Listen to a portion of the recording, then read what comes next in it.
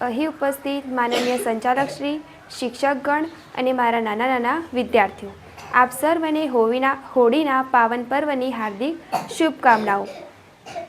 હોળી એ ખૂબ જ ઉત્સાહનો ઉમંગ છે। હોળી એ ફાગણ મહિનાની પૂનમના દિવસે આવતો તહેવાર છે। હોળીનું ધાર્મિક મહત્ત્વ છે। હિરણ્યકશ્યપ નામના એક રાજા અસુર રાજા હતો।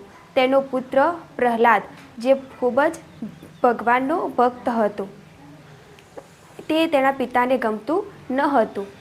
એક દિવસ હોલિકા જોડે જે ચૂંદડી હતી તે અગ્નિની ચિતામાં બળી શકતા ન હતા તેવી હતી। તેથી તે પ્રહલાદને પોતાના ખોળામાં બેસાડી અને ચિતામાં બેસે છે।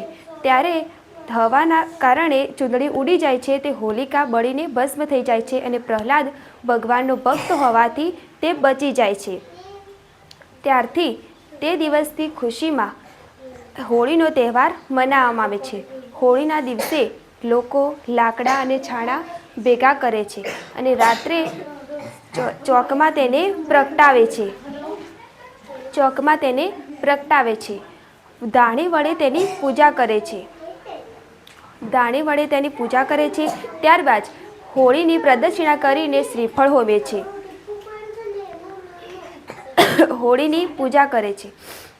હોળીનો બીજો દિવસ ધૂળેટી તરીકે ઓળખવામાં આવે છે। ધૂળેટીના દિવસે લોકો આનંદથી મનાવે છે। રંગ છાંટી એકબીજાને આ તહેવાર ઉજવતા હોય છે। આ રંગ આનંદ અને ઉત્સાહનો છે। અસ્તુ।